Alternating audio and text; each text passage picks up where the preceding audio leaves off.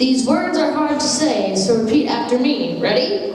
Ready. Elimelech.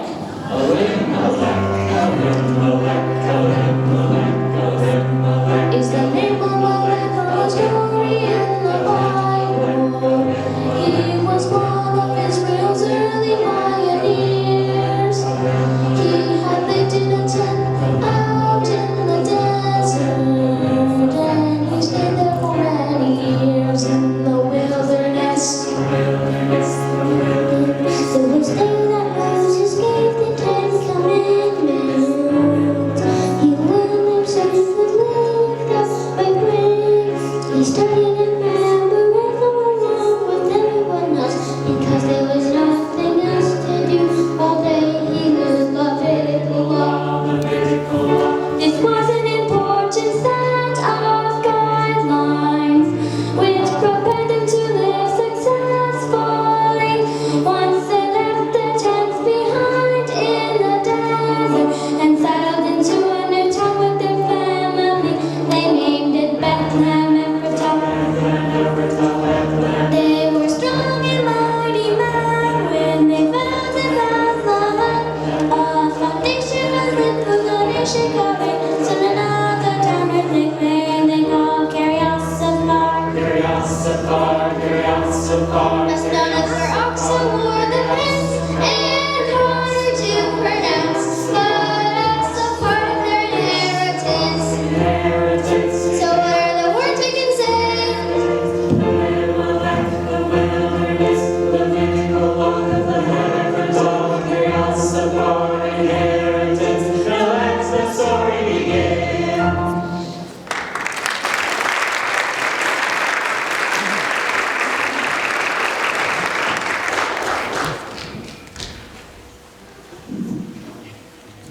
Do you find your morning manna chores mind-boggling monotonous? Are you finding your meals getting very mundane? Come on down to Manamart. We have everything you need to manage that miracle munchie. We have cooking classes and cookbooks and a fun assortment of memorabilia, and also we have manna delivery service. That's right, for just 1 shekel per portion, we will deliver your manna right to your tent. And we even have family discounts for families size 12 and up. So, remember this the next time that you're worried about your manna. Manna daily heaven sent, we deliver to your tent faster than the melting dew. Manamart is here for you.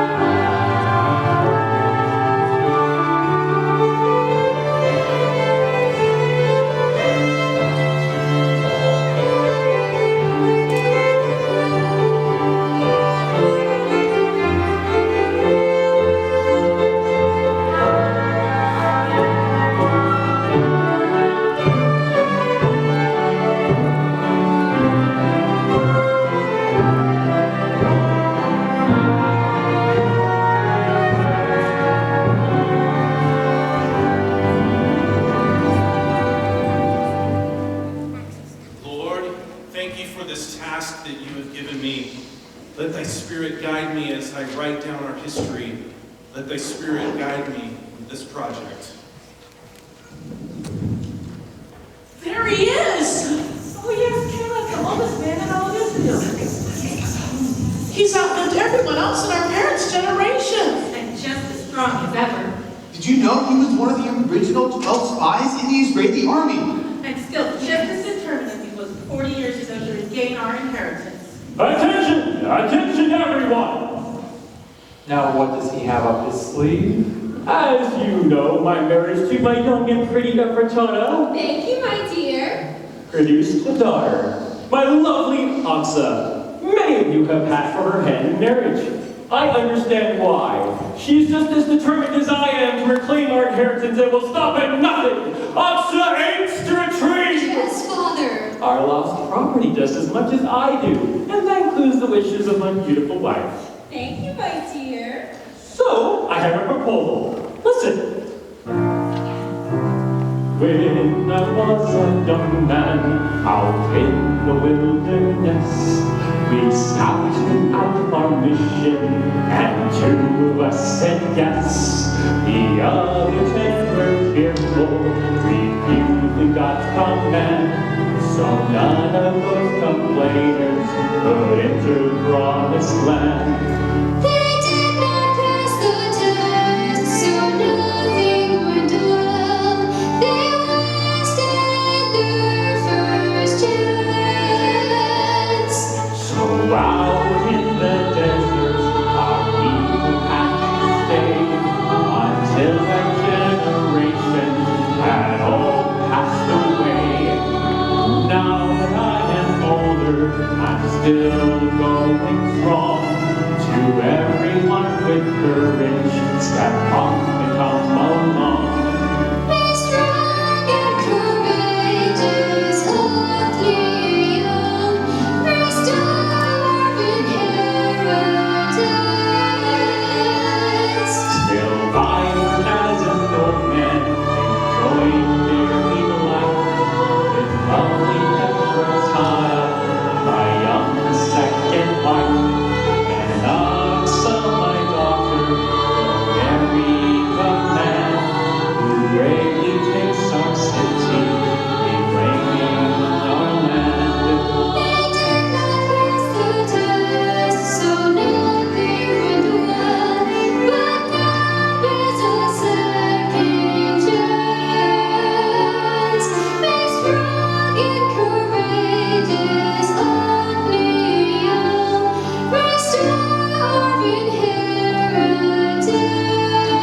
inheritance. Now one takes the city of Kiryat Arba. I'll give to him my daughter, my lovely Aksa. Agreed? Agreed!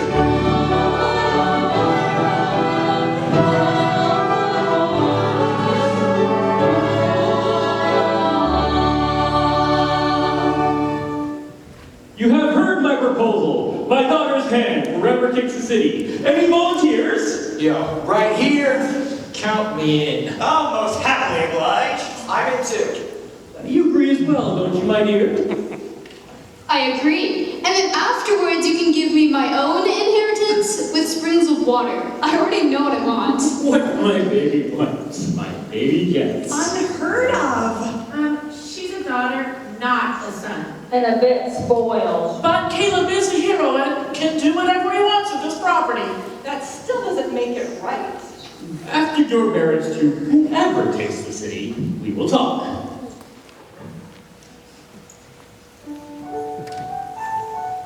Well, hello there, Ula. Hi, Samuel. Here you go. The records of Joshua, thank you.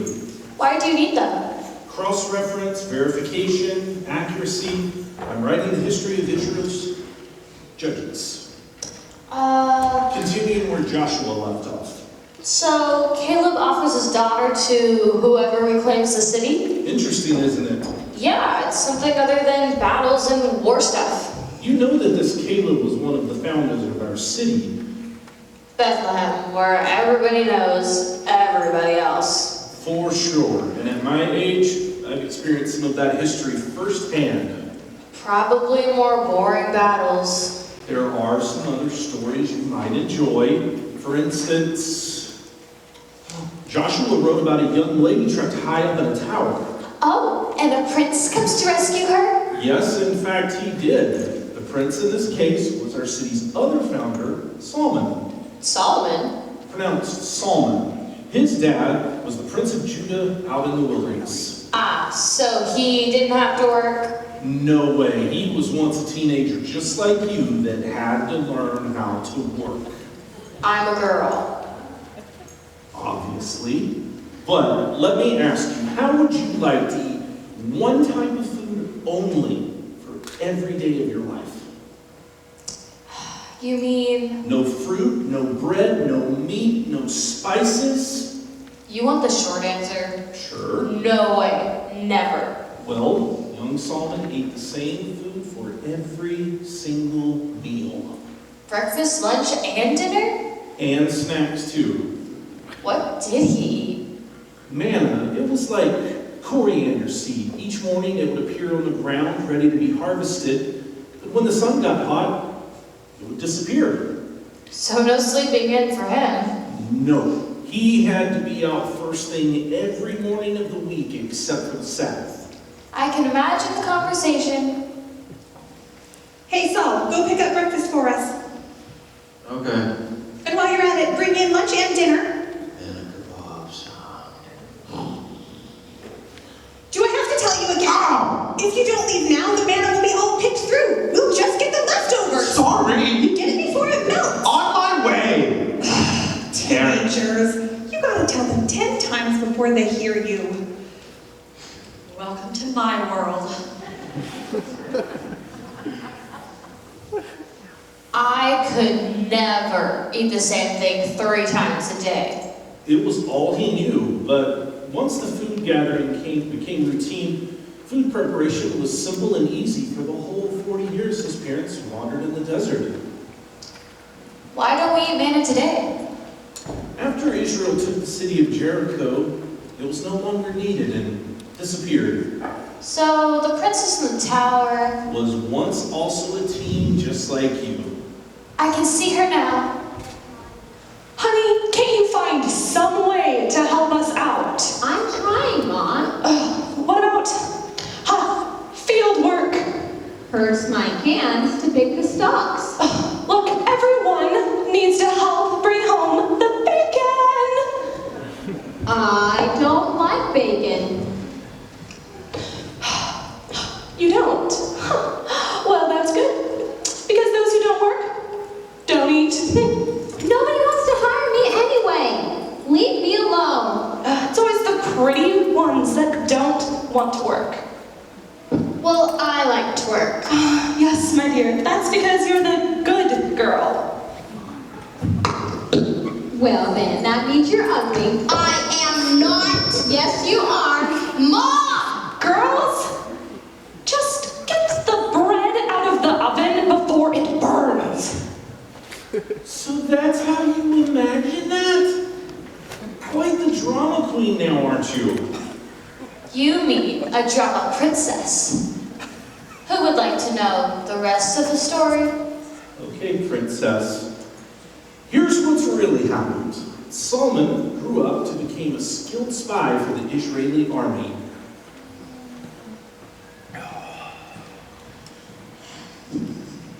Solomon, finally, you're home. You look different. Is everything okay? I am different. On this mission, something happened. The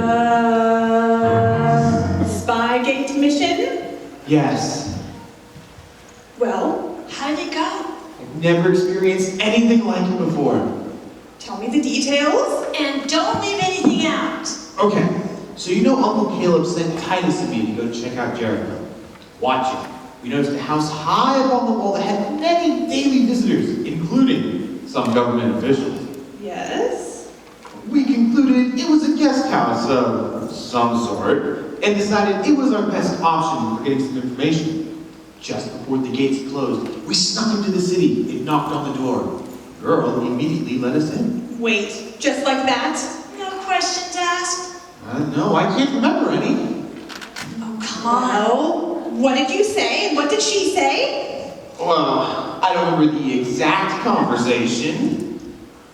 Details, please. Well, she was pretty, Oh, so you noticed that. and her house smelled good. Go on. She already knew we were spies. She seemed relieved to help us and gave us all the information we needed. That's strange. Why would she do that? Seems she's had a pretty rough experience herself living in Jericho. I've heard about their pagan worship. It involves cruelty we cannot imagine. Mom, I don't want to upset you, but she did introduce us to something new. Tell me everything. It was the most satisfying experience. It tickled my appetite like never before. It was wonderful, indescribable. Tell me, Solomon. Bread! My taste buds will never be the same again.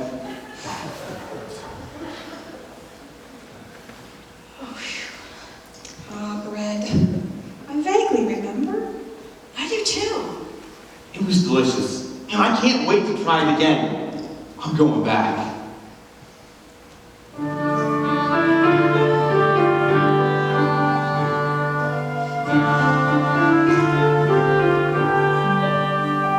I have met a girl, a pretty girl in gray hair, living high above the walls of Jericho. Tell me more. She's a city girl who risked her life to save us. She's the kind of girl that I would like to get to know. Details, please. We were locked inside the gates with no way to escape. Did you go? She hid us on the rooftop. When darkness came, we got away. We got away. With her family, she will wait within the city. The crimson robe hangs down to mark the place. From her window high on the tower, she will watch and wait for the hour when we save her life, just as she saved us. We will save her life as she saved us. So you were in serious danger. I didn't want to worry you. Well, I am worried. Retroactively. Ow! It was nothing. But we did learn that officials constantly watch this house. Rahab risked her life to hide us, lining her destiny with ours. I've never seen such faith before. How did she hide you? When darkness came, she took us up to her rooftop and covered us up with thatching. Didn't they know you were already still there? Yes, but when they came knocking, Rahab convinced them we'd already left. So while they ran out to search for us, she helped us escape by tying the rope out her window. Quite a drop if she untied it. Yes, but she kept it tied. Why would she hide you? I promised to keep her and her family safe after we took the city. So now she's your responsibility. For sure. After we kicked to the ground and sprinted to the forest, we opened the package she gave us, and What? it was bread, lots of it. And we ate and ate. It even stayed edible for all the days we hid in the forest. Didn't get wormy? No, not wormy, not moldy, and it didn't melt. Amazing. We will save her life as she saved us. But really, someone you promised? And why? She's not our people. Mom, she's vital to us. She can teach us how to bake bread. Oh yes, bread. It's firm yet kind of sweet. The taste just can't be beat. And there were other types of food she'd remember us to eat, for us to eat. I remember long ago, as a young girl in Egypt, with spicy food that tasted grand. Now you understand. But the elders of the nation, of our parents' generation, will all be buried in the desert sand. All buried in the desert sand. This girl can help us to know which grains and plants will grow. When we reap the harvest, she'll teach us how to bake. But there is more. Like this girl. Now tomorrow when we go to march around the city, I'll look for the redwood hanging from her roof. It's the right thing. Keep our promises. Look across the river. There's our land. And when we get settled, I want to try farming. I have found a girl. Yes, we get it. She can help us learn to make bread.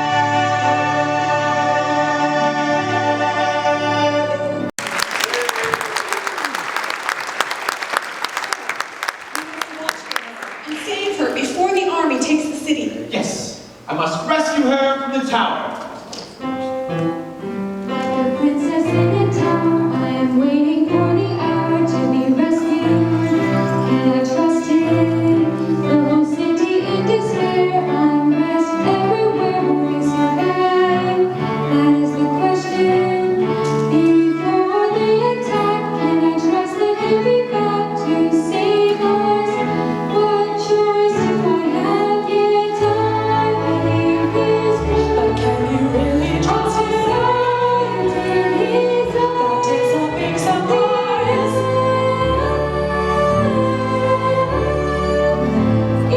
There has to be a stipulation.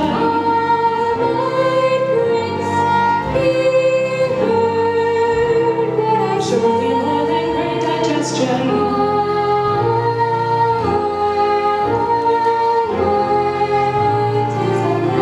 We don't know. Will she be there at the wall with her family all together? While together, Will the cord be hanging down from her window crown? And will I see it that is the question. before the city falls? Can I scale the tower walls to her rescue?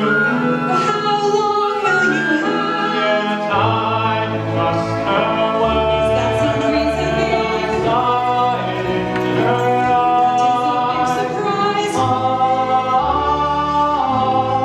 She's waiting for me. I'm thinking about her constantly. Salivating.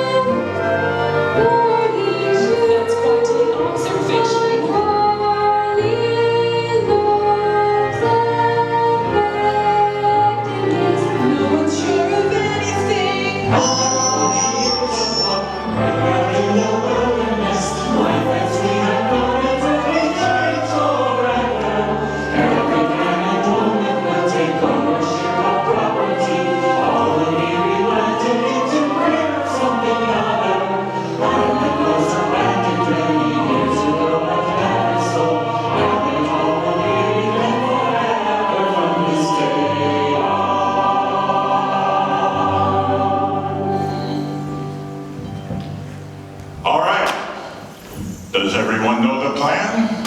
Yes! First we cross the Jordan while the priests stand with the ark. Each tribe will bring a stone, the occasion to mark. For 6 days we will march, but not make a sound. On the 7th we will shout, on the 7th time around, and the walls will come straight down. While we force straight ahead, we will take down Jericho, but save the family unread. Can you keep the army steady? Yes, we can. We'll cut round and we be ready. Yes, we can. Grab your clothes and be prepared. Yes, we can. No one cries, no one scared. Yes, we can. March with faith to Jericho. Round the city walls we go. Yes. 7 times we'll march with faith. Yes. Knowing God will take this pace. Yes. And with courage blow the horn. Yes, yes, we will. The battle has been won. Spoken blessing over Israel, and His word is true. He is with Israel, shout the King is among them. Spread forth like gardens by the riverside, coming out of Egypt strong as a unicorn. His disobedience was and blesses he that blesses you, and your house who curse you shall be cursed. March, march.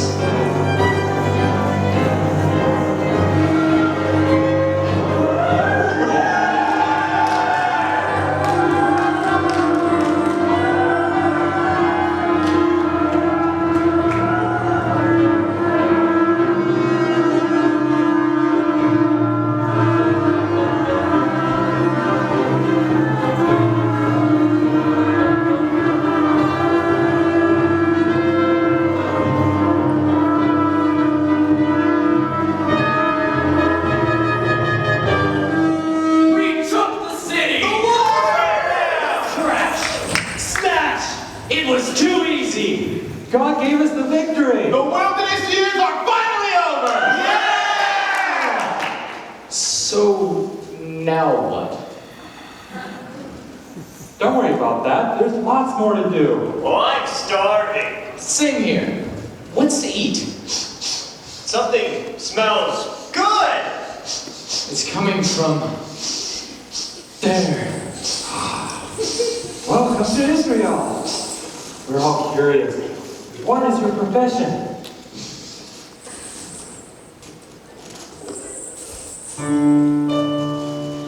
We are bakers.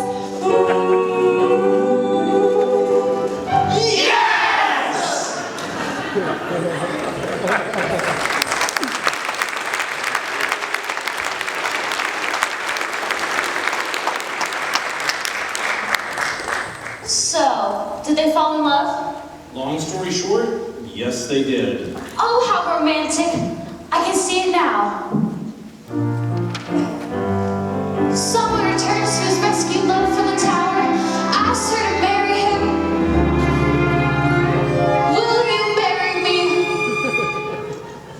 Yes, I will marry you. And when they lived happily ever after.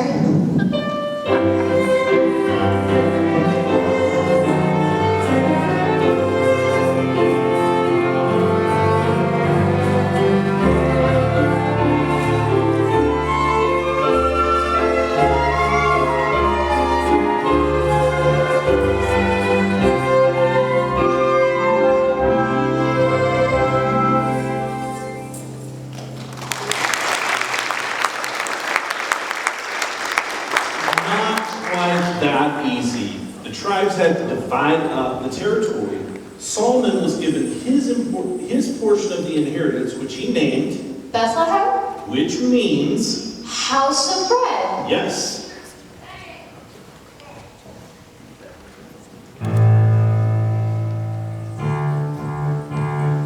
This is our inheritance. We draw the lots as evidence of how we must divide the land. And every tribe must understand the word together.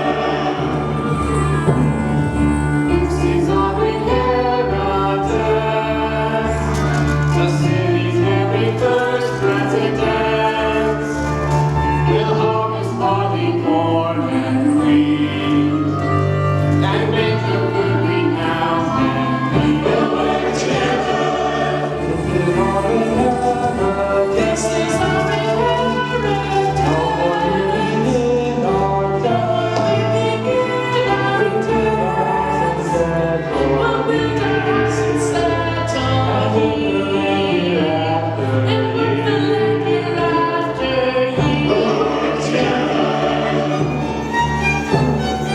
This is our inheritance, and even with our differences, we'll share the tools to plow the soil, and someday olive trees will give us all work together. This is our inheritance. I'll try to let my men wear the pants. We'll plant our gardens, build our barns. Eventually we'll learn to farm. Rising at dawn, no matter what the weather, we'll just keep working on. We'll turn the soil, clear the rocks, plant our seeds, grow our crops, and God will bless our land. This is my inheritance. I like to step on bikes and dance. Someday I'll learn to take care of stuff. When Daddy says I'm big enough. One day, it's all gonna be yours. Come here. Smile.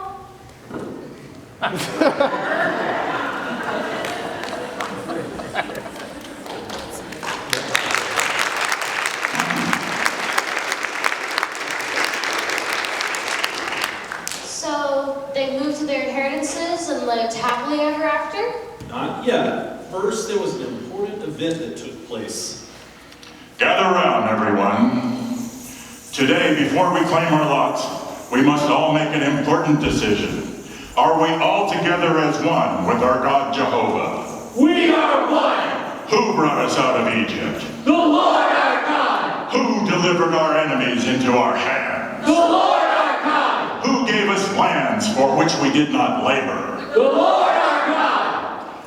Will you serve the gods of those whose lands surround us? We will not serve other gods. I say, will you serve the gods of those whose lands surround us? We will not serve other gods. As for me, As for me, reach it, Joshua. come on now, as for me and my house, As for me and my house, we will serve the Lord. we will serve the Lord. He is a holy God. Yes, the holy God. He is a jealous God. Yes, the jealous God. Listen, if you forsake him, he will forsake you.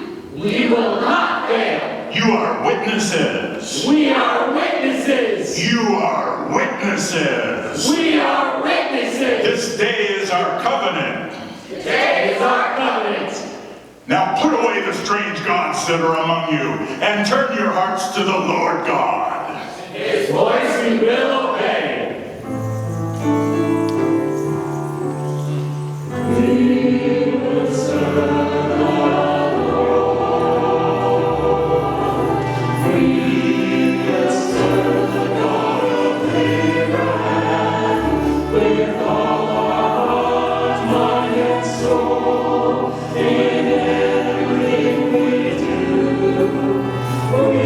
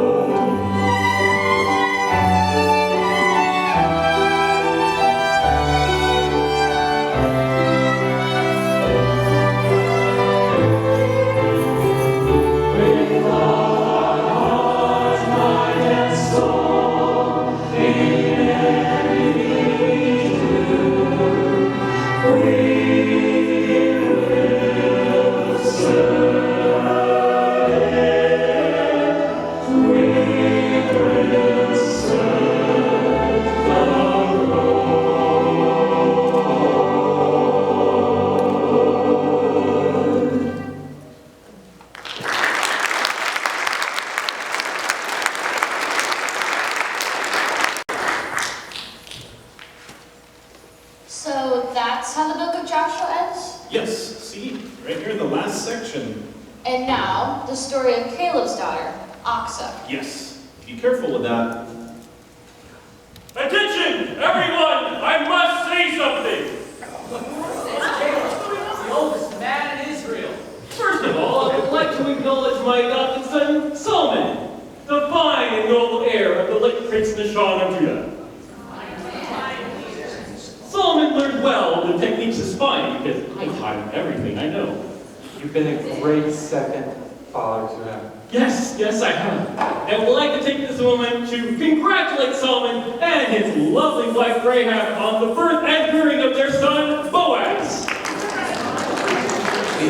It is through the culinary skills of her creative and talented family that we have her wonderful bakery. My stomach hurts. As you may recall, Azuba, my poor, long-suffering wife of many years, died in the wilderness. It was a sad day for us all. But the Lord healed my grieving heart when he gave me my lovely, beautiful Ephrata. Thank you, my dear. Ahem. Who says women have no part in this inheritance? We do. As my gift to my lovely young wife, as an honor to her unmatched beauty, I hereby declare that this beautiful city shall be named the City of Ephrata. Dad. As founding father of this city, I have already named this city Bethlehem, House of Bread, after my beautiful and exquisitely charming wife. I see. So you, the heir of Prince Nashon, and me, the oldest living son of the tribe of Judah, Yes, shall compromise. we shall. We shall give this beautiful city two names. Bethlehem, House of Bread, and Ephrata, named after my lovely young wife who has given me a beautiful daughter. Bethlehem, Ephrata.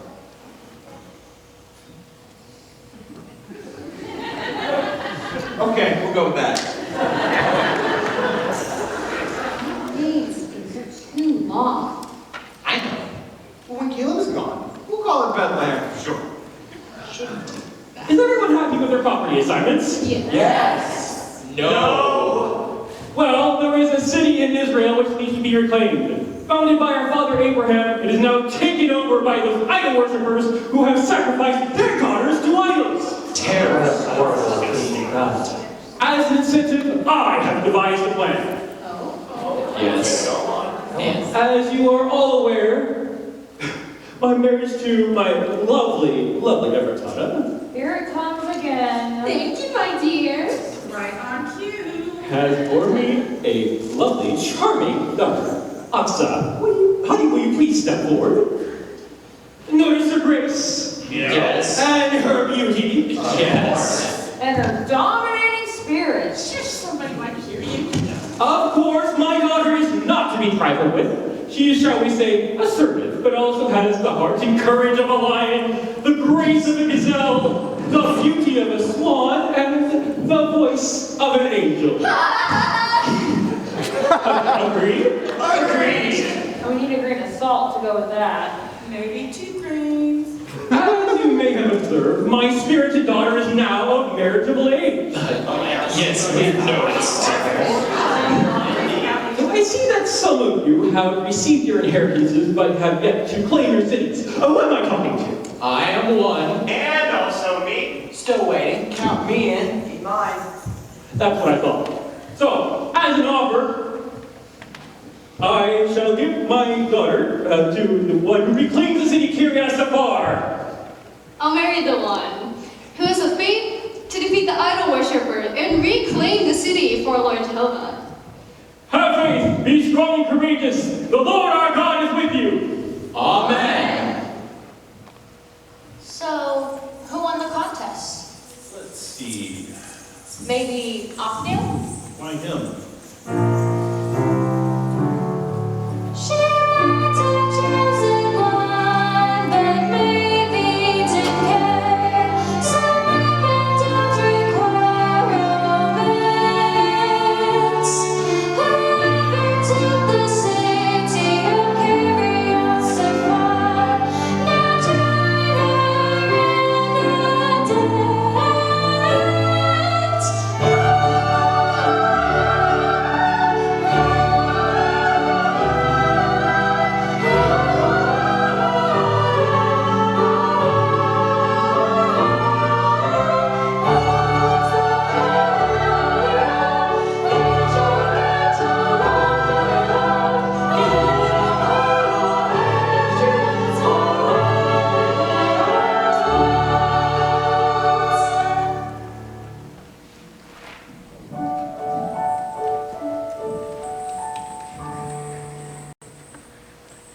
So I have a question. Did Oxa truly let Othniel wear the pants in the family? Figuratively speaking, No, plainly speaking. I believe that we'll never know. But all of the residents of Bethlehem Ephratah were hardworking, thankful people. I love happy endings. Yes, Princess. Okay, so let me know when you're done with the scroll, because my dad wants me to bring it back. Come back in 2 days. I should be done by then. Okay, see you later. Close the door. I always do. Oh, she doesn't always.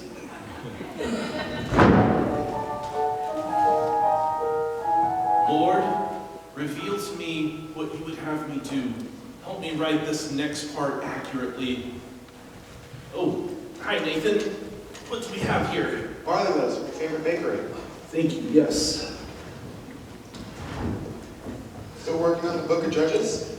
Yes and no. Though this story takes place during that era, I've decided to make it into a book by itself. I'll make myself comfortable then. Give me one too. The story starts with a family from Bethlehem who had been given their land through Lot. Lot? As in the Moabite ancestor? No, by Lot. In other words, they drew straws. Oh, lot division. Got it. Most of the inhabitants are close relatives. If you remember, Solomon and his great uncle were the founders of the city. So everyone with shops, schools, farms, everyone's related? More or less. Why less? Some foreigners were counted in also. Converts? Definitely. But what about the warning not to marry foreign wives? Exceptions were made for converts.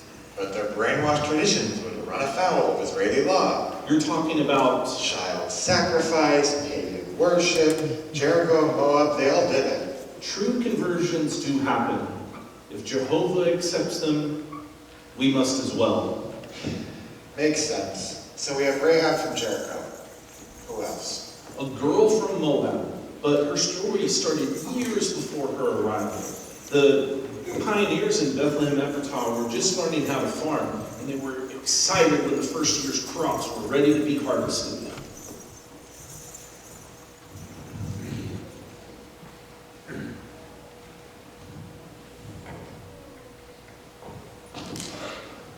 Looks ready to me.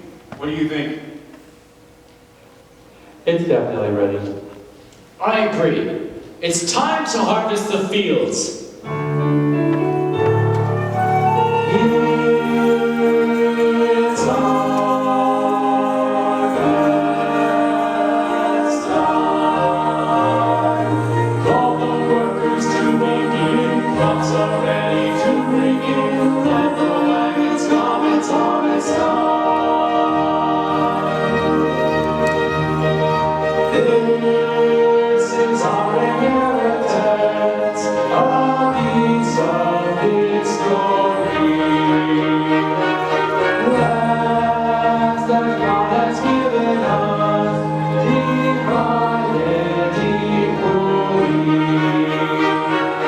Gather the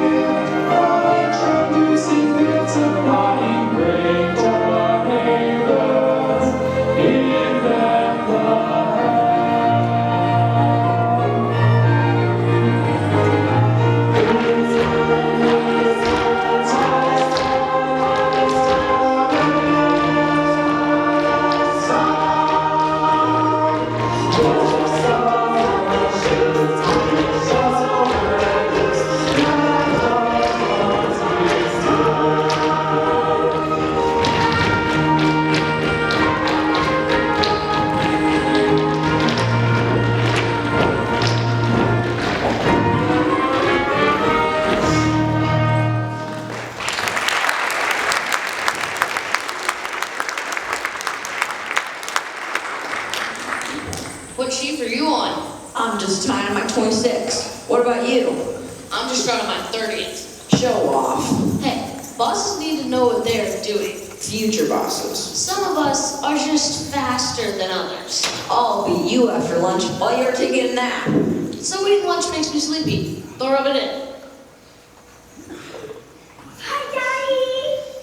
Oh, hello. So, you've come to help bring in the harvest? Yes, we can pick up the pieces that fall. Here's some. Oh, thank you. Oh, so much. But look, we have to leave that there. Those are for the workers. Excuse me, not the workers. They're for the poor people who come to use them and harvest them. It's the law. Yeah, Levitical law. It says, when you reap your harvest. When you have reaped your harvest, and you forgot a sheep in the field, you shall not go back and pick it up. It shall be for The stranger and orphan and the widow, in order that the Lord your God may bless you in all the works of your hand. perfect. What? We must leave some for the poor. It's So a no good, picking up the stuff that falls? That's right. it's a good law. I like it. But what if no one wants it? Don't overthink it. It's simply there for anyone who needs it. Now, Elimelech, what can the children do to help? Take the water to the workers. It's very hot out here. Here, you take the Pitcher. the water. Thank you. And you take the ladle. It's hot out here. That'll keep them busy. Yes, and now we can keep working without having to stop. That's right. You can all help. Start here with me. That way I can beat poor Jonadab when he goes in for a break. In your dreams. The race is on. Come on, children. Hello. So you're here for the scroll? Yeah, I am. Done yet? Yes, here you go. Another princess story? Is that what you want? Of course. Well, you can join us if you like. I'm working on a story that I think you would definitely enjoy. You remember young Boaz? The son of Solomon and Rahab. Yes. And after many seasons of bountiful harvest, young Boaz has grown up to be a young man, eager to further develop his parents' property. This is not a very good year. Crops look terrible. Pretty burns up. My dad says there'll be no harvest this year unless the rains come. Well, mine says the same thing. Your field looks just like ours. But I'm certain that someday all our fields will again be full of grain. I am determined to make it happen. So am I. Congratulations, Boaz, on reaching your 18th birthday. You're now qualified to receive your inheritance. Thank you. Well, mine has received ownership from my parents as well. Oh, yes, so I've heard. Now you're both landowners. But look, the famine has made it difficult for us. I can't afford to live here anymore. What are you saying? I need to be able to provide for my family. By the way, I was exactly your age when I became betrothed to Naomi. Okay, don't remind me. You're not getting any younger. You both should start thinking about it. I think I hear my grandma calling me. Bye! I'm too busy to think about that kind of stuff. It's still the harvest season, even though there's not much to bring in this year, and then... Well, I know the routine. The work, and then always hoping for a better crop next year. Truthfully, the drought is hurting us all. I'm barely keeping my head above water. You tell me. That's exactly why I'm talking about moving east. You give up your inheritance here for life in Moab? Do you see any other way? You know how the politics are there. If you go, you had better keep quiet about a few things. That goes without saying. Have you... Prayed about it? I certainly have. And? And I believe that door is still open. What does Naomi say? She agrees. The boys, they're growing like weeds, and they need more than we can give them here. Like weeds, huh? Interesting analogy. Sorry. Let me help you. I can't ask you to do that, no. No, I mean it. What I take in this year, I'll share. I'm here for you. All right. Your generosity is greatly appreciated, my brother. And I'll give it a couple of more seasons, but if the drought continues... Understood. So, did the rains come? No, the famine continued. The rains never came. The desert winds blew mercilessly and destroyed all the crops. Year after year after year, Lemmon Lake's crops just simply failed. You heard the news. Yeah, I did. We came to say goodbye. Thank you for that. You guys still unpacking the car? Yeah, finally. We're leaving first thing tomorrow morning. I'll miss you two twerps. You'll probably be an old married man with kids when you come back. I doubt it. I don't have time for anything but the farm. You know, it still hasn't rained. Right, yet you keep working. I'm getting by barely. I've been hauling water from the river to keep the plants watered. Sounds like a lot of work. That makes life look easier in Moab. But your inheritance is here, not there. I know that, and our inheritance will still be here when we come back. So, Malon, to ensure your return, maybe your parents should arrange your marriage. That's right, Malon. Surely there's a nice girl in Bethlehem who will accept your proposal and agree to wait for you until you return. I'm only 12. Life happens fast, son. Don't scare me. Anyway, you're not that much older than I am. I have responsibilities. I've got to get the land producing again. How? With no rain.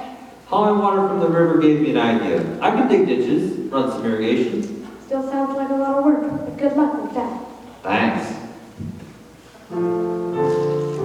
We don't always see eye to eye, but as we now say goodbye, know that I will always be here for you, and that the Lord will see us through. We are from the same family, and together as brothers should be. If the rains return and you face the unknown, I will have you back when you come home. When we're all together again, you'll still be a bachelor, but I'll be a man with a beautiful wife hanging on my door. You'll still be the guys up on the farm. You might be married, but I'll be rich instead, with maybe a son if I manage to wed. But now I'm too busy to complain, and I'll keep watching for the rain. No calamity can break the bonds of family. We'll meet again someday. If the season changes and we become a strange, we'll pick it up where we stopped today.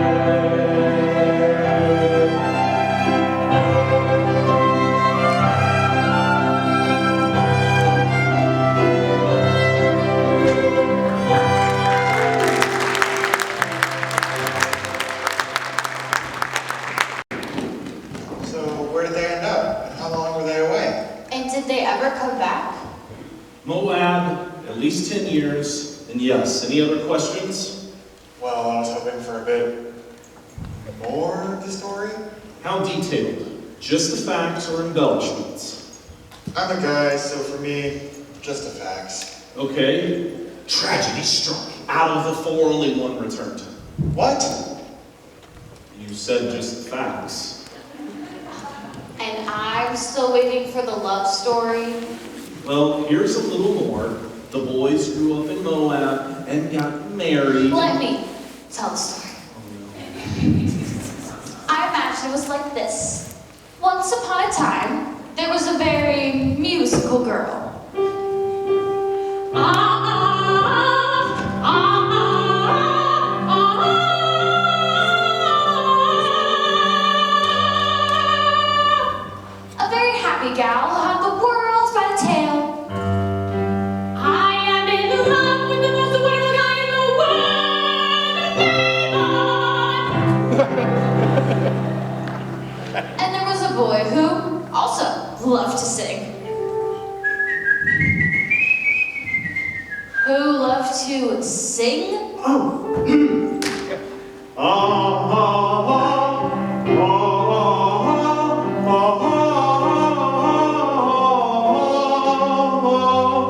I am in love with the most beautiful girl in the world. Who is me?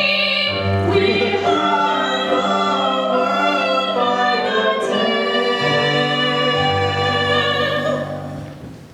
Of course, there were problems to be worked out. Religion, nationality, where they would live, who supports who, and who gets what in case of death or divorce. Simple things that each couple must always throughout the ages. And of course, with the language barrier, We speak Moab. We speak Hebrew. there were always subjects that needed translations, and no shortcuts in those days to help out. But it was a happy union nonetheless. His brother, Chilean, couldn't sing a note.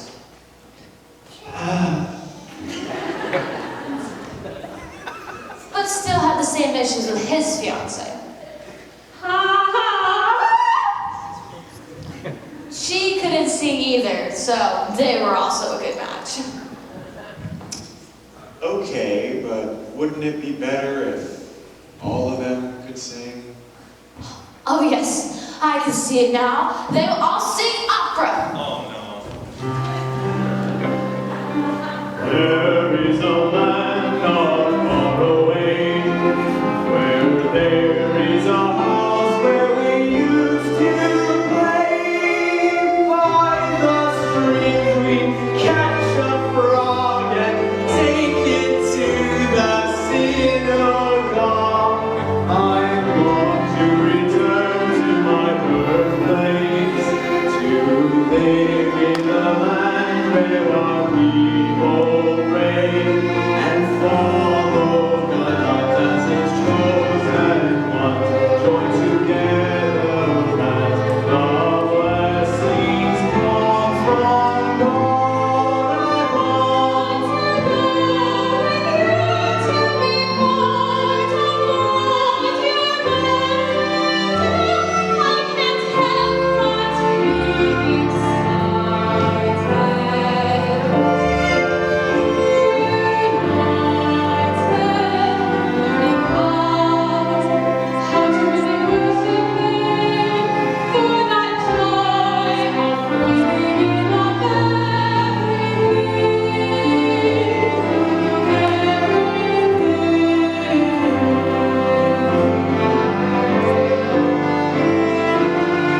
I must go to reclaim the inheritance, to give our land a second chance.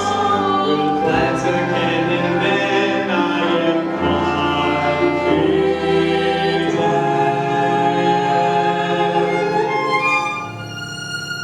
All things, everything will turn out for the good.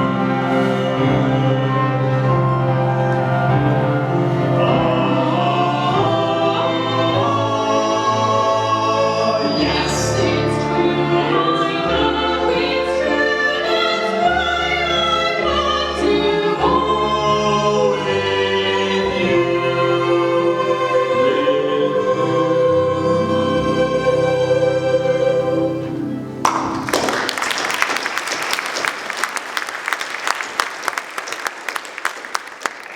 That was a great song for Ruth and Malon. Yes, it certainly was. But didn't you say they would all sing opera? Oh yes, they all did. Here you go. I'm in love, I'm so in love with this lovely girl of mine. And I love Julian so much. His face is my sunshine. Oh,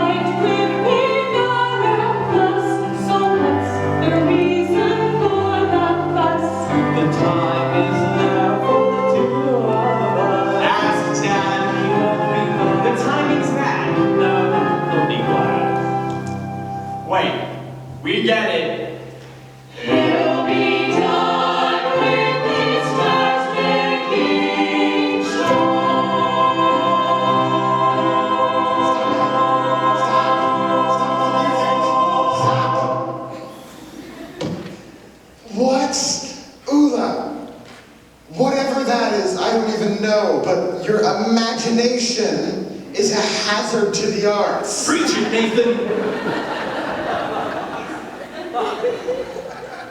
Your opinions only. But moving on, this happy scenario was not to be for long. For how can there be a good story if all things always worked out as expected? Music. Soon, their happiness is replaced by tragedy. Someone dies.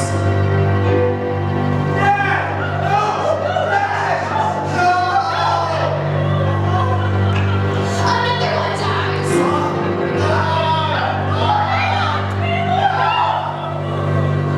And then another one dies. All except one of the family dies, leaving our once happy Moabite dwellers in distress.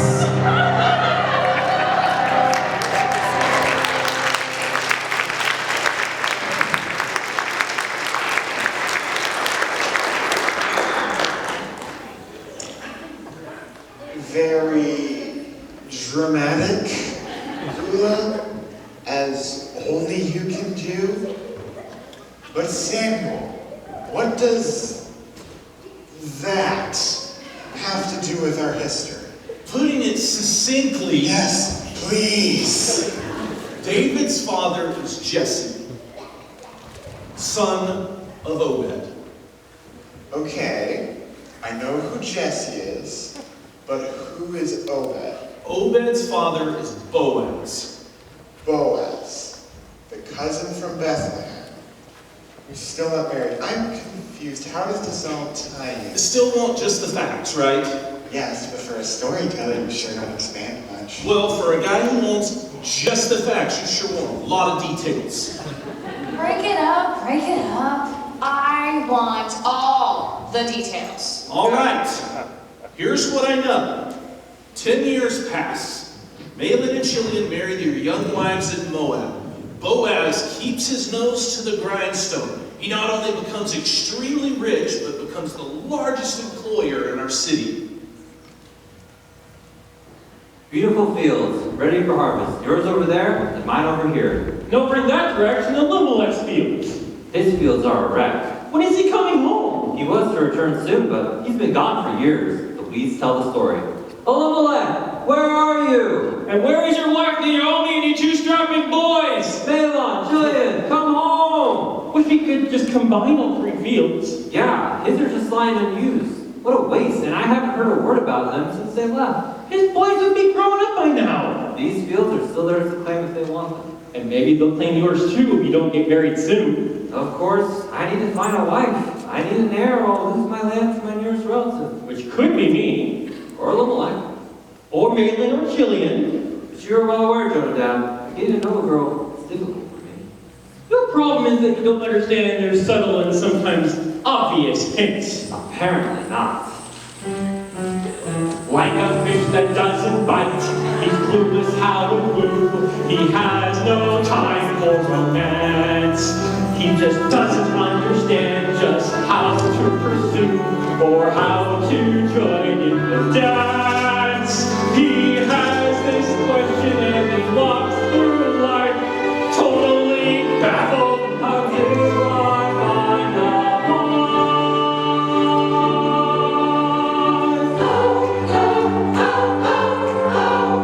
Should have picked one of us long ago.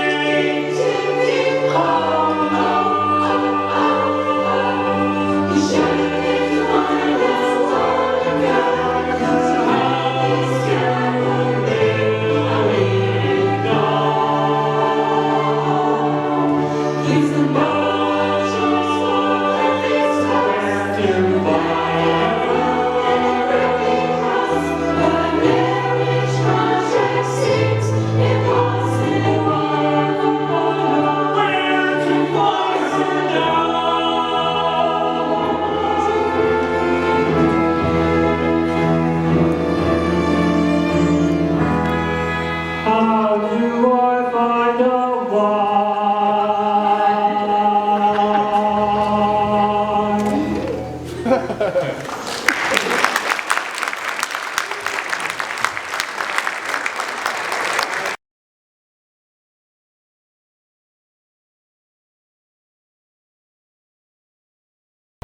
Dad! Hey, boys! Mom? Hello. How was work today? Same as usual. Lots to do. That never changes. Dad, I want to ask you something. How did you find Mom? She was a gift that sort of fell in my lap. Courtship?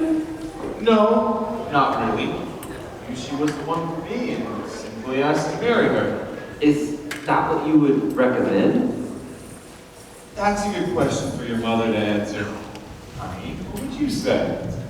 When God gives you the peace and clarity about a potential mate, go with that and don't look back. So an arranged marriage, or? Well, he asked me directly, Well, I certainly did. and I said yes before he had a chance to change his mind. Of course, parents were happy with the arrangement. But at the time, we just come back from the wilderness years, so things are much less formal than they are now. My parents didn't speak Hebrew. I had to interpret everything. So, in the end, the language barrier wasn't a hindrance? No, my best advice? Find someone who can cook. That's the first thing he noticed about me, my cooking. For sure. I noticed you were pretty. I noticed that first. Of course you would say that now. But it's true. I really did just fall into his lap. What? Let me explain. After I rescued her from the tower, she slid down the rope right into my arms. First time I ever helped a girl. It felt right. Thank God it placed her there to stay. I hurt my foot coming down the rope, so Solomon picked me up and carried me to where the rest of my family were gathered. And that's what it took to get my attention. Some of us guys need a little extra nudge, confirmation. She actually couldn't walk? Son, you try sliding down a 30-foot rope and see what happens. Don't ask. Okay, I won't. Let's see.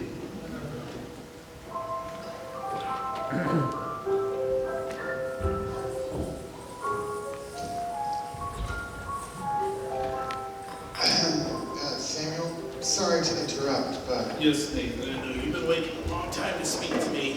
sometimes your brain goes on for hours, I know. days, Really? weeks. Okay, I get it. What is it? Jesse is here. You asked for me to send for him? Oh, yes, please, show him in.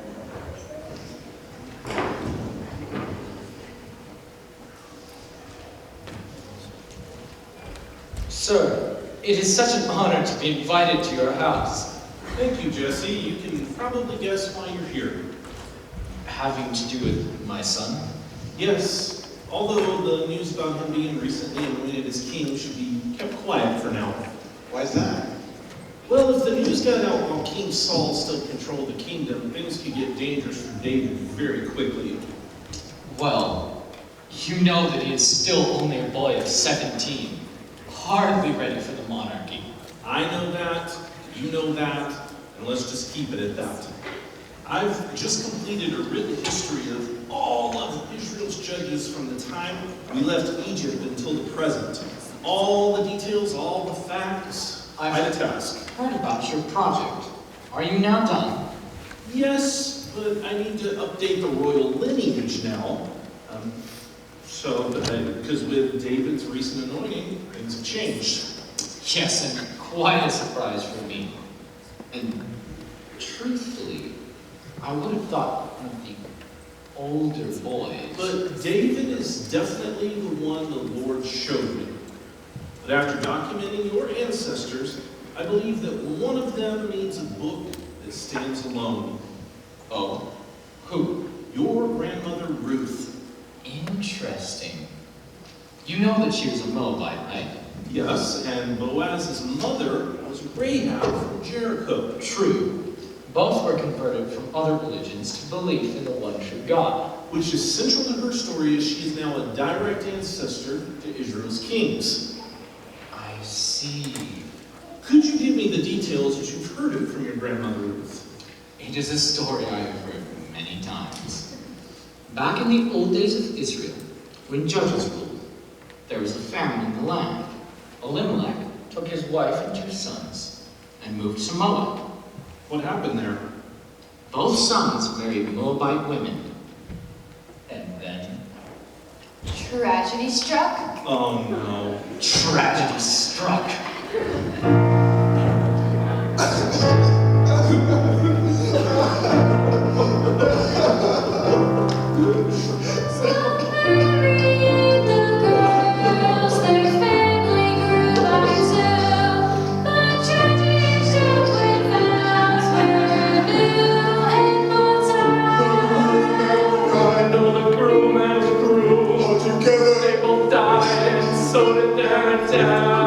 This is very, very sad.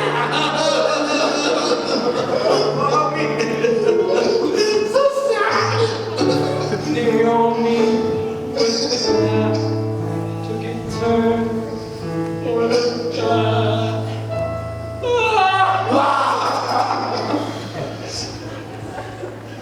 Any other facts? Such as? What happened there? How did the husband and sons die? Did the wives bring the bodies back? How did the women survive? With 40 miles between Moab and Israel, how did they travel? Did they use a wagon train or camel train or a merchant train? What did they bring back with them? All good questions. But frankly, my mother didn't talk much about her life in Moab. Well, I should say my grandmother.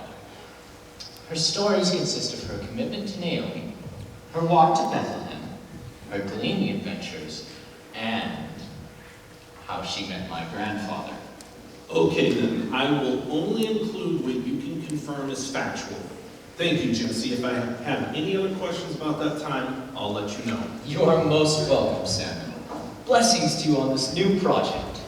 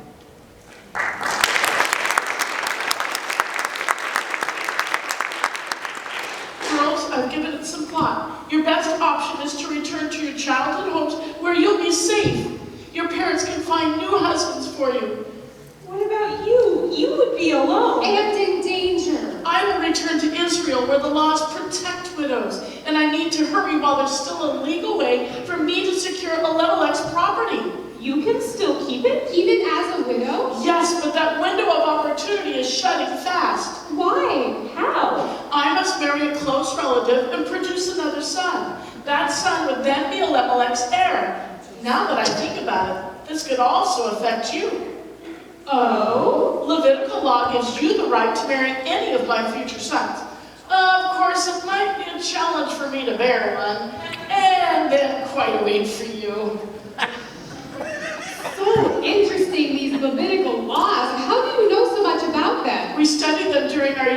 wilderness. Most of us could recite them by heart. Sounds boring. But useful. Do people in Israel still live by these laws today? Absolutely. Would we be in danger if we came? No, not at all. But why would you want to go with me? I like the sound of these laws. They seem to come from a kind and caring God, and they seem to handle every situation in life in a fair and reasonable manner. But nothing is certain about her gaining back the inheritance. That's true. But my decision is made. I'm taking my chances, and I'm going with Naomi. I guess I'll tag along too then. Good, because she'll definitely need our help securing her new fiancé. Don't count her children before they're born. She can still look appealing. Her relative must marry her regardless, right? I think so. Yes. I like Levitical law. So, we've learned to speak Hebrew. Hope Naomi bears another son. Wait 20 years or so, and just a minute. What? Would Chilian, as second-born, also get the inheritance? Let's say that he did. I would then be second in line. If she manages to marry and if she bears a son, then yes. But if she had daughters or no children at all. I need to rethink this. Too many ifs. Girls, are you coming? Mom, I'm having second thoughts. What? I may take your advice after all. I'm too young to live the rest of my life as a widow, and I really want to be a mother someday. Oh, Orpah, I do understand. The odds are definitely against me, providing you another son. With such a slim possibility, I don't want to take that chance. Honey, you're making the right decision. Your parents will find you another husband. I know, but I'll miss you terribly. Are you sure about this? I am between a rock and a hard place. But yes, I am sure. I will never forget you, my dear Naomi and my dear Ruth. Given the unknown circumstances of our future, I must agree with Orpah. I will always love you, my sweet girl. Please take care of yourself. Maybe someday we can reconnect. I pray that the God of Abraham will keep you safe. And may God watch over you and protect you. Goodbye. Goodbye, Orpah. Goodbye. Your sister has made her choice. What about you? There's no use in trying to talk me out of it. I won't change my mind. Please don't ask me to leave you or to return from following you. Your lot in life is mine. Your country is mine. Your God is mine. I will take my chances with you. You can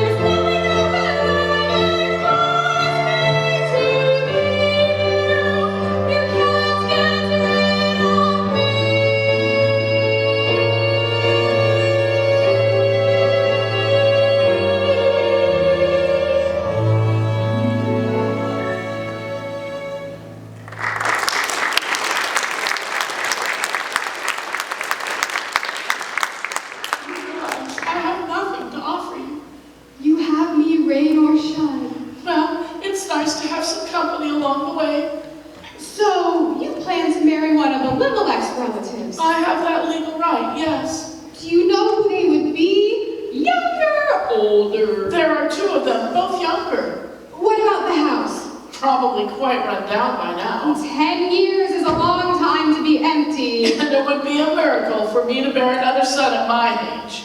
But nothing is impossible. But just improbable. So we have a dilemma. We need a plan. And redeem the property and work the land. He must be prospered from my king. It simply must be done. We need to figure out what seems impossible. How can we accomplish this, Lord? Please give us wisdom. All that you tell us we will do. I need a son, I need a wife, I need a motivated woman in my life to have a son from my own line, or I will lose my life to someone else. How can we accomplish this, Lord? Please give us wisdom. All that you tell us we will do.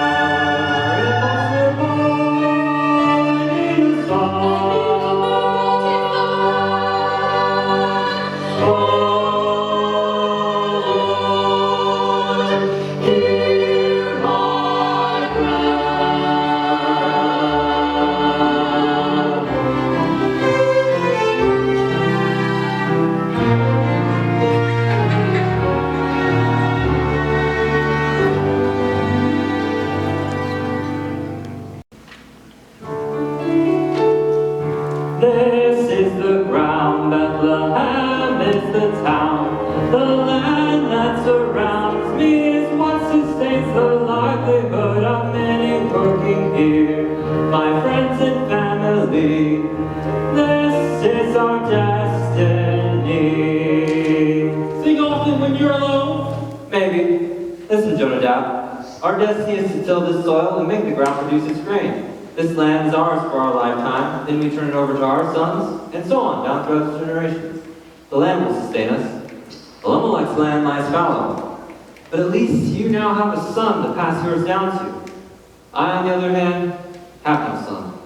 Same song, same dance. Listen, you need a wife, and I can help you there. However, as your closest relative, your land will be in good hands if needed. You'd just love to get your hands on it, wouldn't you?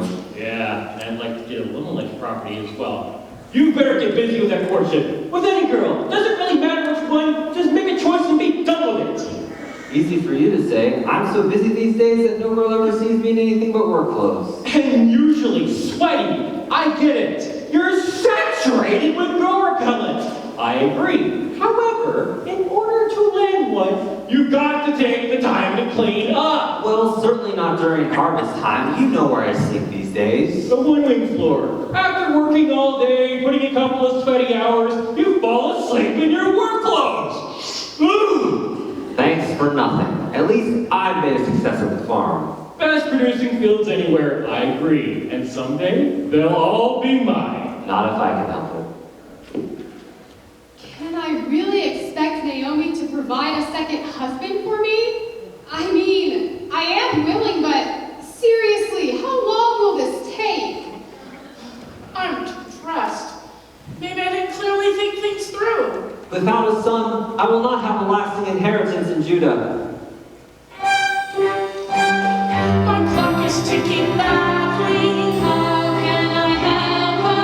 I've no time for courtship. Can I still bear a child? Just like me for 18 years, my clock is ticking too. I grow older by the day. All I know is how to work and have no time for romances. It's very hard to communicate with people. And just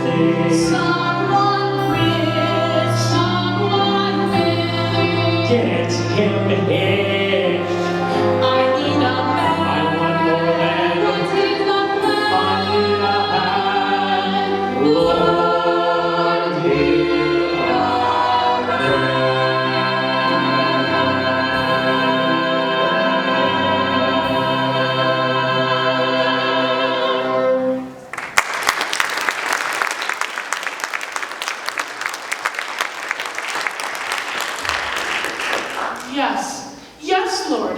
What is it? It's crystal clear.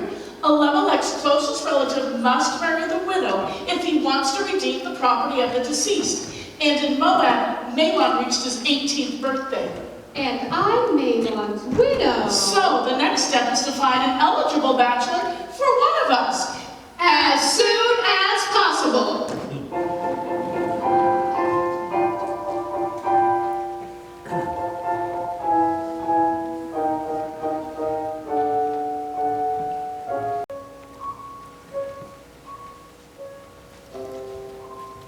It is so much fun to be employed by Boaz. Have you seen his house? Big! He's a hard worker and has built his properties up tremendously since the famine. Some of the best fields in all of Bethlehem. He works hard, sure, but that's all he does. No time for courtship, marriage, children. But he'll always have plenty to eat. Oh, hey, look. 2 women walking toward town. Who are they? Not sure. Looks like they've been traveling for a while. Maybe from Moab? I don't recognize the younger one, but the older one looks familiar. That's Naomi. Naomi? Are you sure? Yes, it's definitely Elimelech's wife, but where's her husband? Or her sons? She has aged. Who's the young girl with her? Both dressed in shabby, outdated clothes. That's something only you would notice, Fiona. Perhaps a beggar joined her along the way? Could be that Naomi brought her from Moab. Everyone knows that nothing good comes from Moab. It's the land of idolatry. Idol worshippers, evil, mean, hateful people. Maybe not all of them. Why is she with Naomi? Who is she? Hey girls, Naomi's back. I have such good memories of Naomi when I was a little girl. She always gave me something nice to eat whenever I visited, even during the famine. Where's the rest of your family? Gone. All 3. Oh no, it's terrible. Do you know what you're going to do now? We'll live in our house. Is it still standing? Yes, it's still standing. Probably needs a good scrubbing, though. I'll help you. I'll run home and get a brush and a bucket of water. Thank you, everyone. That is really nice of you, Dory. We'll meet you there. I'm just exhausted. Take my arm. Ruth, I don't know how I'll be able to provide for you. Oh, Mother, don't cry. We'll be all right. God will take care of us. I left full and came back empty. Call me Mara, for I'm in bitterness of soul. Can you give me more details, Mara? I lost my husband and sons in the plague. Now I've returned to pick up the pieces of my life. Well, you might as well know that Guru has been using your house as a sheep shed. You didn't think you'd ever return. Listen, you rest up. I'll go help the girls with the cleaning. Thank you, Ziona. We're both exhausted. It was a long walk. Just prepare an area for Naomi to rest. We'll be there soon, and I can help you then. Take your time. That girl, she has such a thick accent. Moabite, right? Yes, Moabite. One can hardly understand anything that she says. Stay clear. A leopard cannot change spots. Do you think anybody else knows that she's back yet? I'm sure Shula has told the whole town by now. With her husband and sons gone, she won't be able to keep her property. Well, at least for now she can. But after that, This Moabite girl, she'll be out on the streets begging like the rest of you. Who are those people, Mother? Neighbors. Good people. They seem so uppity with their noses straight into the air. They're actually nice once you get to know them. I hope so. Naomi, your house is ready. I'll walk with you. Thank you. They call me Mara, for I've lost all my joy. Oh, I'm so sorry. serves her right. Now we have 2 more widows to care for. Don't be silly. God will provide for them. And there's always cleaning. Why did they only leave us anyways? And then to bring back a foreigner? Well, you know what Levitical law says about the strangers living among us. Yes, I know. We must love them As ourselves. Welcome home. Thank you, Dory. Home, at last. 10 years this house sat empty. It feels so good to finally be here. You seem happy. Tell me, what is there to be happy about? I found peace here with you. I'm depressed. You will find joy again.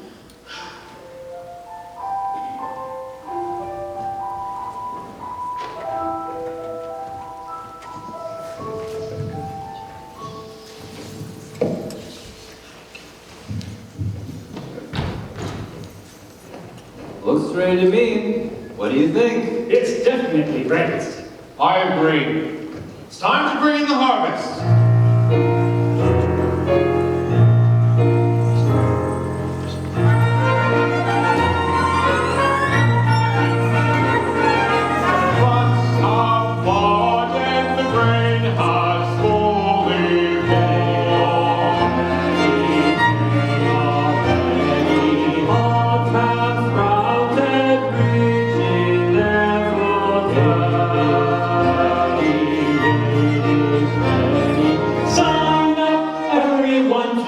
This season, notice the abundant crop. Somebody's season bring the bundles to the threshing floor. The obstacle is falling close. She's onto the wagons. Carry the bundles, stack and drag the wagons.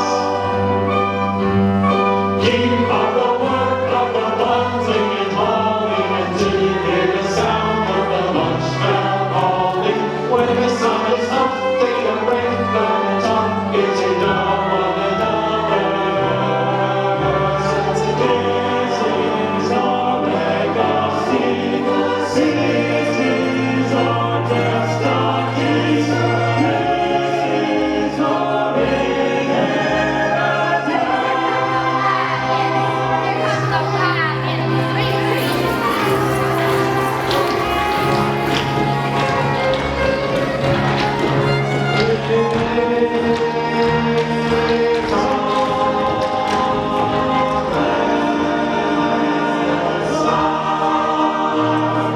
Use the signals and the shoes, find the sheep so they'll get loose.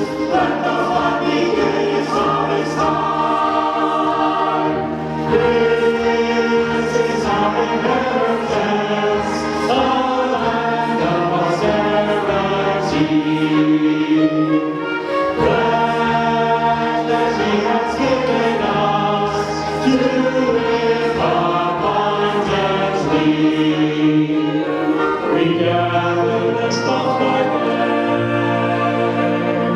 where we are live and die, the moon our only light as we work past sundown. It's not the day again at the birth by the dawn. It's our calling to bring in the new,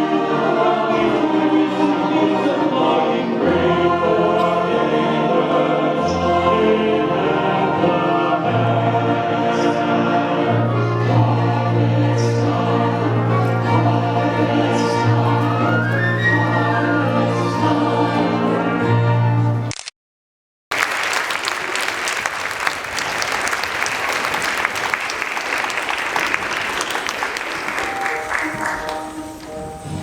Boaz, your neighbor has returned. No kidding, Elimelech is back? No, only Naomi and a companion.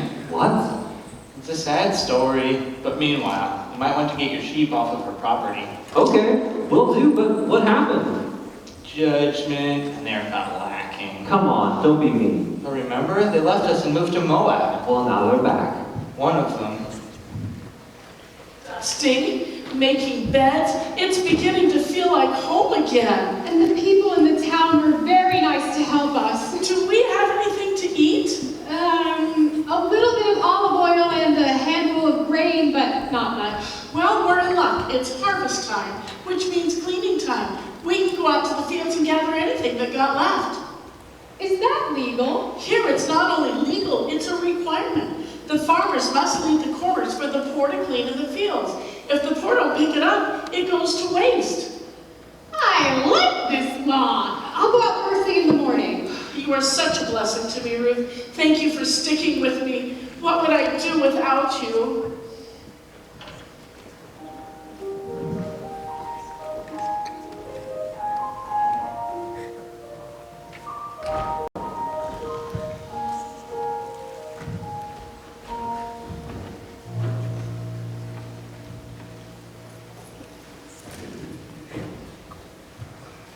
Look who's gleaning here today. It's Ruth, the Moabite who came here with Naomi.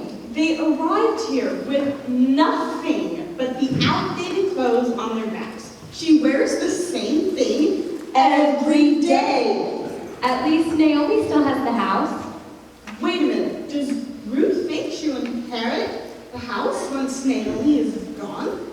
Look, once a relative claims it, Ruth will be on her own. So she'll be here all alone.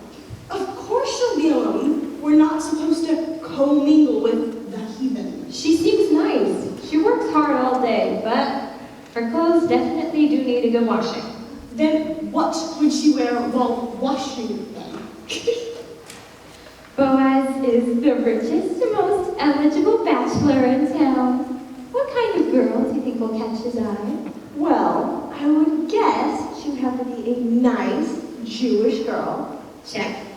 Available, virgin, never married. Check, check, and check.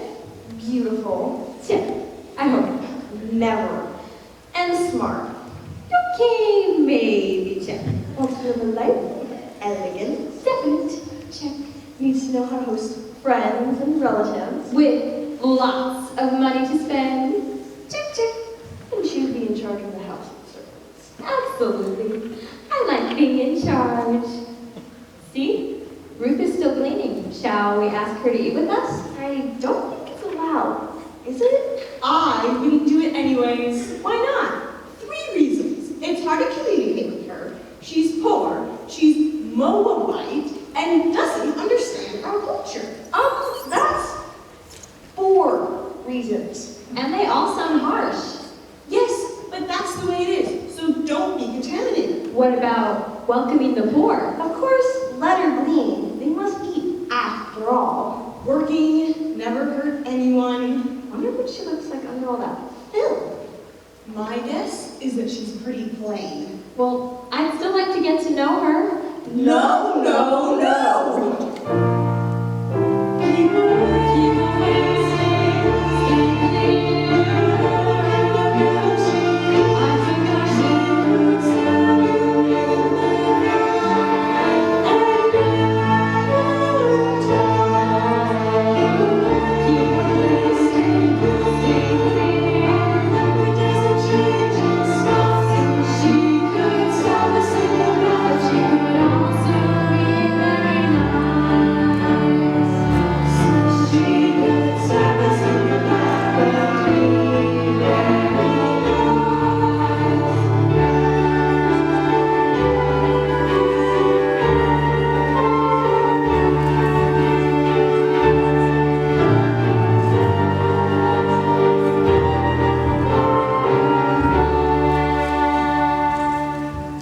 Look, there's Modi. He's so cute. Spoken for. Really? When? Not official yet. He just doesn't know it yet. Right, Ziona? Maybe, but my lips are sealed. What about them? Available. I love watching him work. Look at his muscles. Keep your mind on the job, ladies. Don't play the uppity with me, Miss Ziona. I'm not uppity. So admit it. You like watching too. Okay, but only because.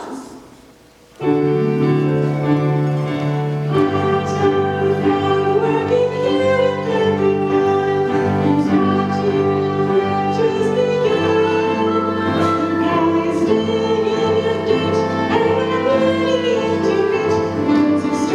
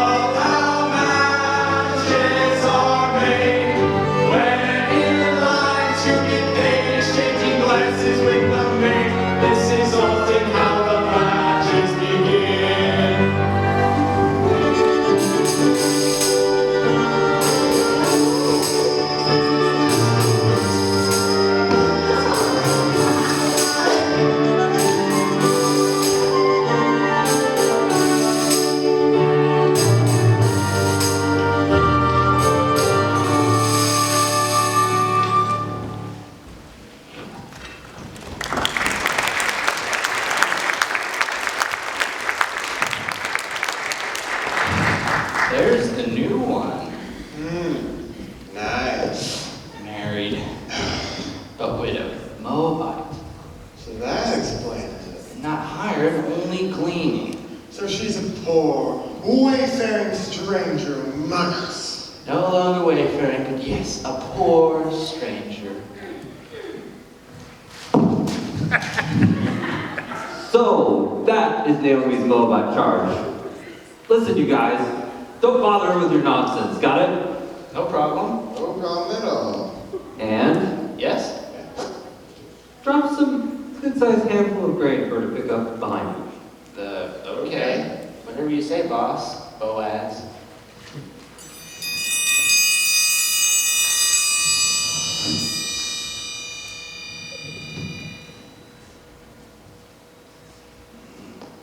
Hello there. What's your name? I'm Ruth. I'm Boaz, the owner of this farm. Well, it is very nice to meet you, sir. You're welcome to join the others at the house for lunch if you'd like. There's food and water and a bit of shade for a break from the noonday sun. Oh, that is oh so very kind of you, sir. I mean, it is quite hot out here today, isn't it? Whoa, she cleans up nice. Listen, if any of the others disturb you, let me know. I've told them to leave you alone. Why, thank you, sir. That is very kind of you. Where does she live? Why is she here? What brings her to She's working hard and all alone. She waits in order to provide for her own. She traveled here from Moab with Naomi. She left everything to start with him again. That's good to know. When they arrived, they both were thin and bony. But she is obviously dedicated to her friend. I think she's cute. You would, that is a gift. There is so much more to life this side of heaven. Leave her alone. She'll be my guest. And you stay here to supervise the rest. Here at the house, there's plenty to eat. Plenty of bread and plenty of meat. Water is there, please have yourself washboard. Thank you, sir. Here you go. Oh, yes. There's more on the shelf.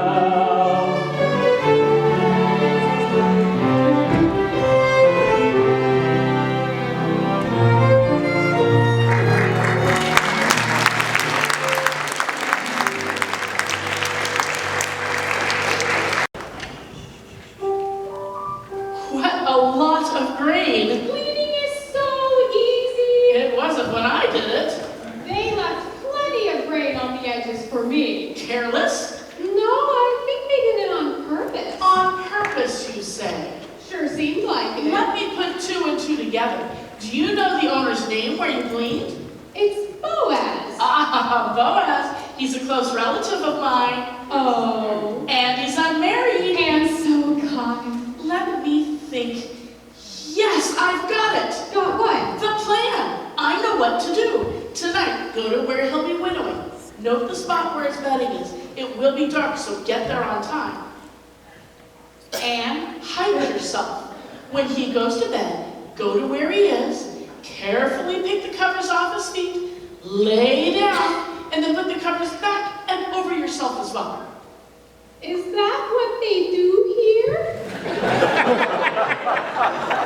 It's Levitical law. It's allowed in this situation. Okay. But what if he wakes up? This is what you say. Put your cloak over me, for you are next of kin. Now repeat. Put your cloak over me, for you are next of kin? He'll know what to do. What a uniquely different, required custom this is. I will definitely experience a new side to this quite interesting and quite distinct Levitical law, but I will trust her. She is my spiritual guide after all. She knows what the law is here.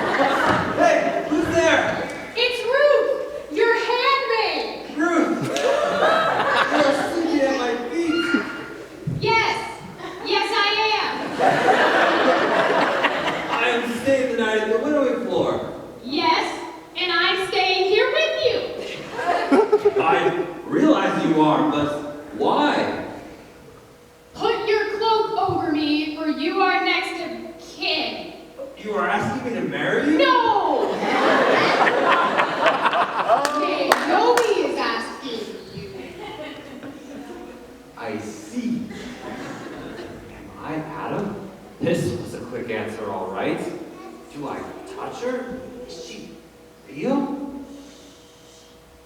Yes, all my ribs are still there.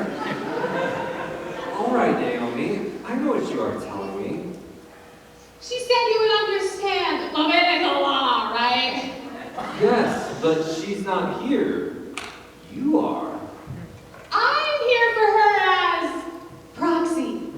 This heart service would be far too uncomfortable for her. Naomi, what are you doing to me?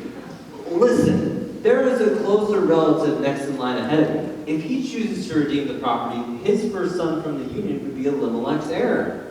That lines up with what Naomi said. That her next son would marry you? Yes. That's a long time to wait. I am aware of that. The solution then is Yes. Levitical law. Yes. Is that my brother is next of kin must do his duty. But I don't want Don't want what? him. Oh, I see. And Naomi? Doesn't want him either. Well, obviously the law must be followed. And if he refuses, And I am next in line. and I will fulfill the requirements. thank you, sir. No, thank you. I never have thought while I dreamed of a girl that the girl of my dreams would appear. She is so trusting and kind. Marriage is crossing my mind. I am surprised that to uncover feet is the best way for strangers to meet. He's the most eligible. Naomi's covered will always be full. One long night together with her at my feet. His feet at my waist, No closer dare we come. Levitical law clearly states. How can we sleep in this position? this stone floor is now It's hurting my back. How can she stand if by Levitical law will abide? Good night, Ruth. Good night, sir. I will take care of business tomorrow. Tomorrow is such a long time from Try to get rest with my feet on your chest. I will keep them warm. I've always been able to sleep on the threshing floor, but not with a girl at my feet. Levitical law might seem strange, but that's the way things are.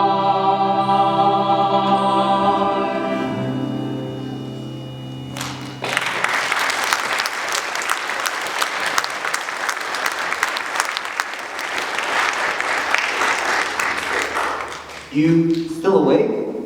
Yes, I can hear you breathe. yes, and I can hear you as well. Shall we talk a while? I'm not sleepy. Me neither. Here, come sit with me. But is it? It's not like anybody's gonna write a book about us.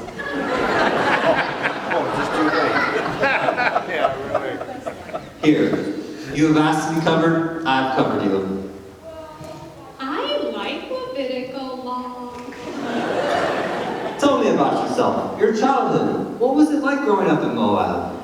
It is very different there. Not at all like it is here. In what way? Kimash. You're talking about Moab's national religion. We were scared. A human sacrifice. Lots of young children died. I understand. My mom was scared too. Your mom?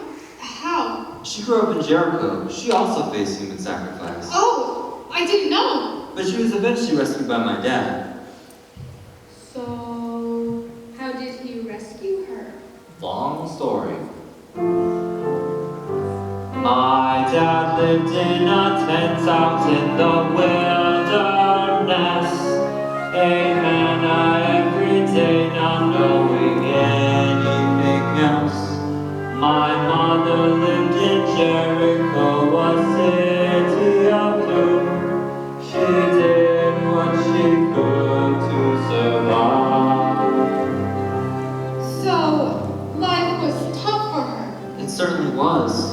about you? Things changed for the better when I met Naomi.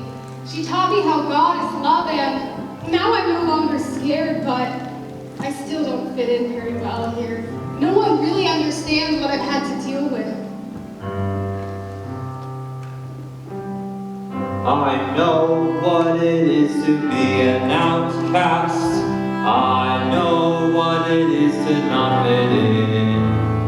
My mother had a very secret past, full of hurts and lies and sin. Yet she was counted as one to inherit, with my dad as next of kin. She held her head up, bravely walked into her role, like a native born Israeli girl. And who can do it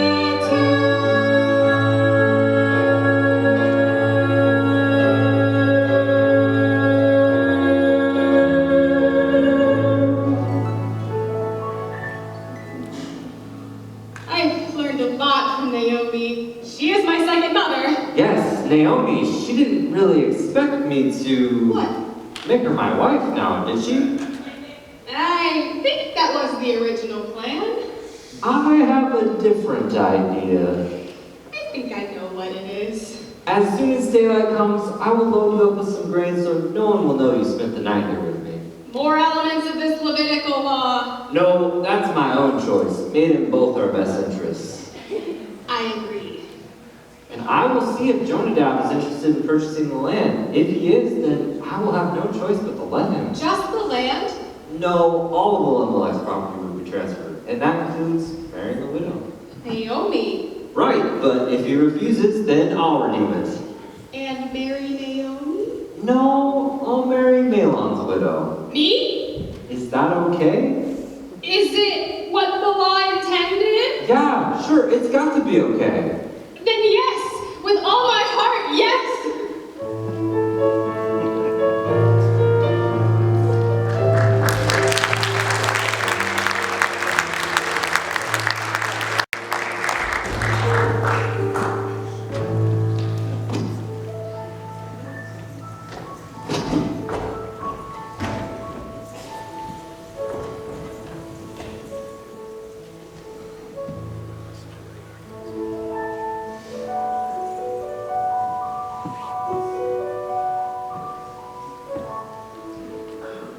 Hey, such a fella, come here, sit down with me. You men too, please join us. Good morning, Boaz. What's up? Naomi, who recently arrived back home from Moab, son, the land that belonged to our brother Elimelech. You and I are the next in line. Do you want to redeem it? Oh, yes, absolutely. I will redeem it. Okay, but here's the catch.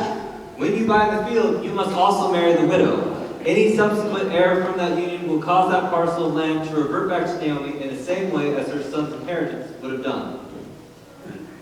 Well then, I can't redeem it for myself lest I endanger my own inheritance.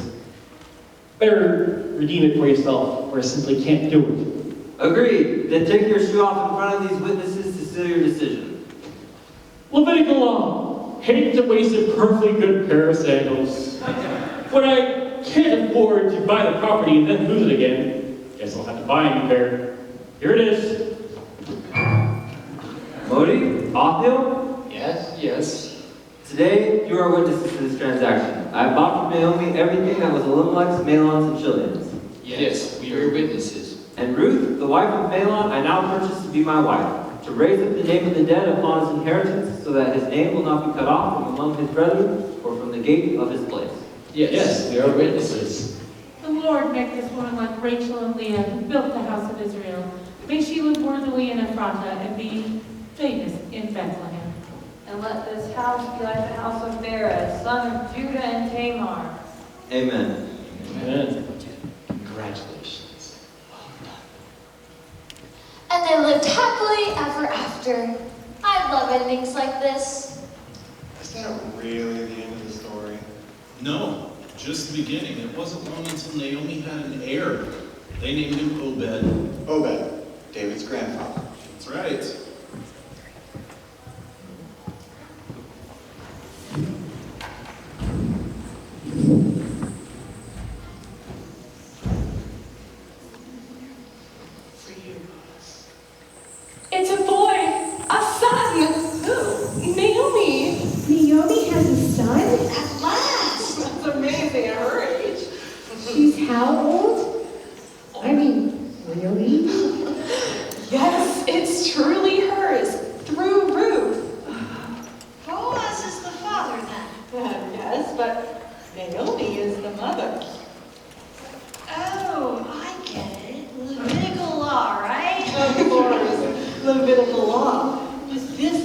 boy will be the one to inherit Elimelech's property. Oh, yes, Naomi has an heir, a living, breathing heir.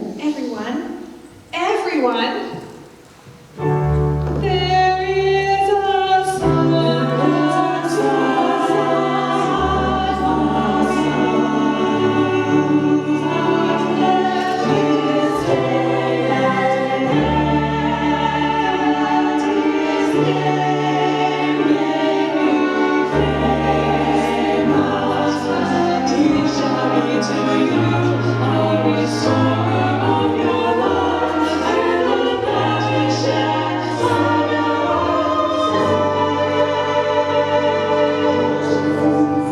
Little son, I will teach you to farm. And I will teach you everything else. Hold on. Smile.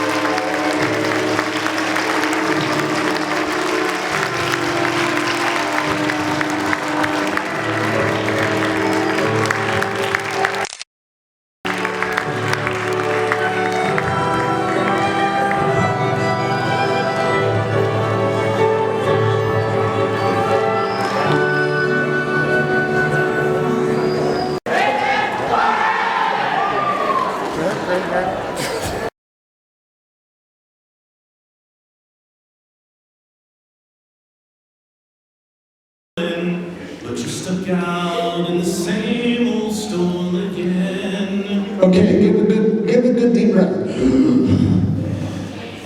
All right, I don't hear any rumbling there. Good. Channel 2, please. That's me. All right. Hello, my baby. Hello, my darling. Hello, my right-toe gal. All right, give a deep breath. Sounds good? All right. 3. When the daylight ends and the moon... Deep sigh. I'm going to finish my song. I want to get through the mic check. Channel 4. Right here. All right.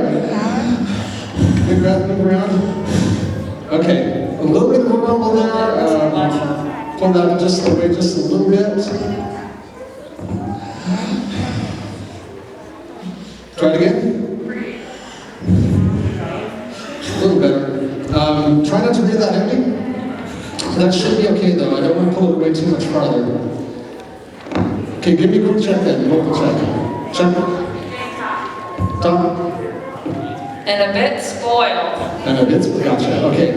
Number 5. Who is that girl I see staring straight? Deep breath. Too close? Yeah, all right. 6.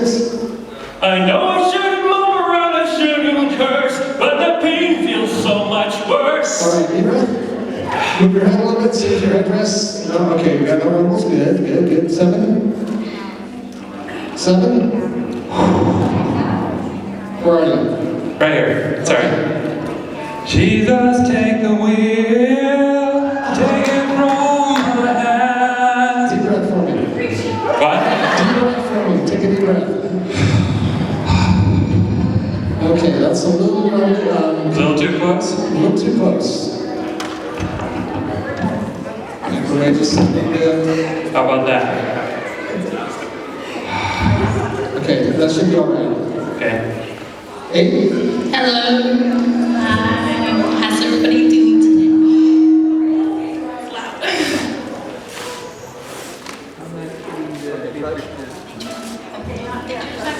Hello. Try that again.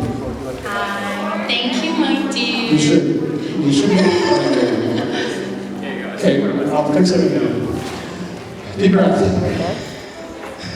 Okay, I think you're all right. Channel 9. Agony for more painful than yours. Breath. You're all right. Channel 10. Let it go.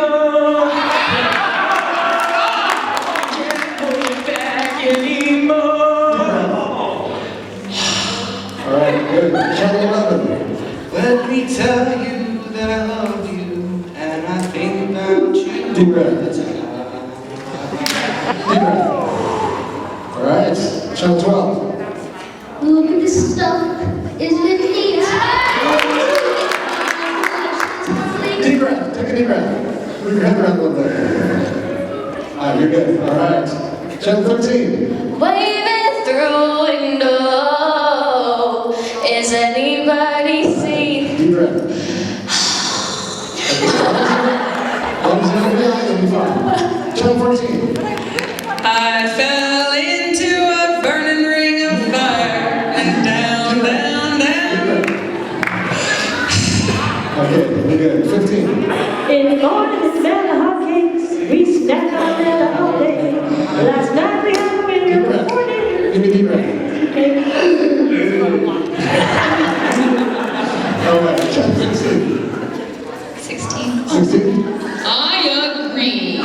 It's time to bring in the harvest. Little Roman.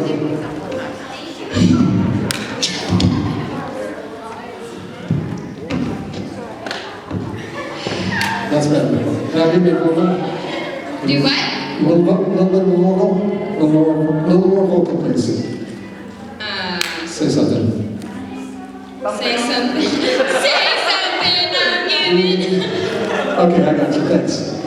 All right, 17, please.